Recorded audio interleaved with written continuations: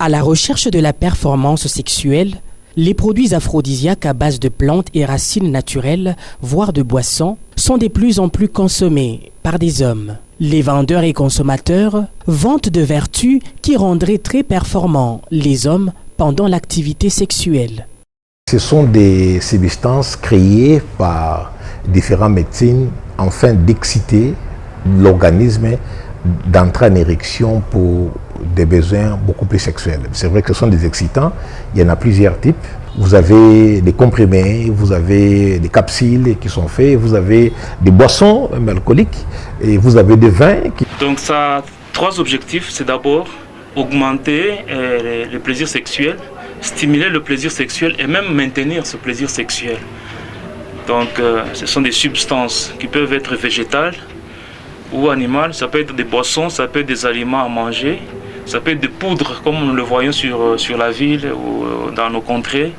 En République démocratique du Congo, leur prix, très abordable, et leur accessibilité expliquent leur popularité croissante.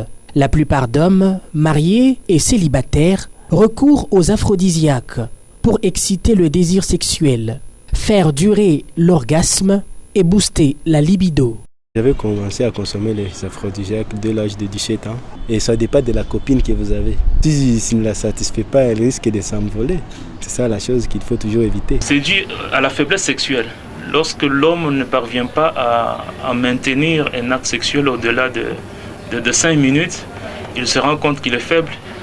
Ou soit aussi, il y a des gens qui, comme actuellement avec les réseaux sociaux, ils sont tout le temps en train de suivre des vidéos, soit des films, des images pornographiques. Ils veulent vraiment prouver à la femme qu'ils sont vraiment hommes.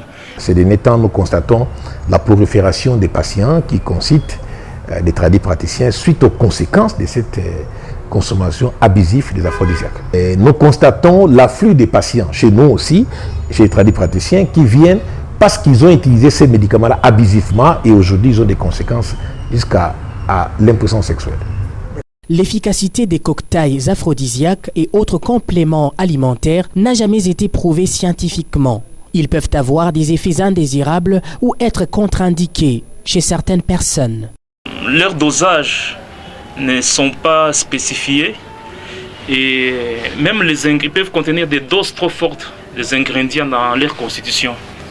Et ces conséquences peuvent atteindre plusieurs systèmes de l'organisme. Ici, je peux énumérer par exemple le système cardiovasculaire. Si la personne qui consomme ces substances a une maladie cardiovasculaire, ces substances peuvent entraîner soit la mort. Parce que quand on a des pathologies cardiovasculaires, notamment l'hypertension artérielle, quand on a les troubles des rythmes, voire même l'infarctus du myocarde, voire même les troubles de conduction cardiaque, ce que nous appelons en médecine des blocs auriculo-ventriculaires, à la longue, ça peut entraîner la mort. L'usage abusif de ces médicaments qui est en train de créer ces problèmes-là. Il sera mieux d'éviter de prendre des boissons ou des vins ou des comprimés ou des capsules comme ça en désordre, sans tenir, sans savoir les effets secondaires de ces médicaments-là. Aujourd'hui, nous vivons dans une époque où vous avez un jeune garçon de 30 ans, 32 ans, déjà, il a commencé l'impuissance sexuelle. Or, l'impuissance sexuelle, c'est très compliqué à corriger parce que beaucoup de facteurs rentrent en action. Lorsque vous avez des difficultés en matière sexuelle, c'est-à-dire qu'il y a des paramètres qui ne fonctionnent pas très bien à l'intérieur. Les sangs ne circulent pas bien, les hémorroïdes peuvent entraîner ça, les infections des voies urinaires, lorsqu'elles arrivent au niveau des prostates, qu'on appelle la prostatite, peut influencer ça, l'insuffisance. Donc, beaucoup de paramètres. Le stress, tout ça, ce n'est pas seulement les médicaments qui vont. Et puis, si vous regardez bien, même les gens qui prennent ces médicaments-là, beaucoup prennent ces médicaments, ça ne donne pas de bons résultats.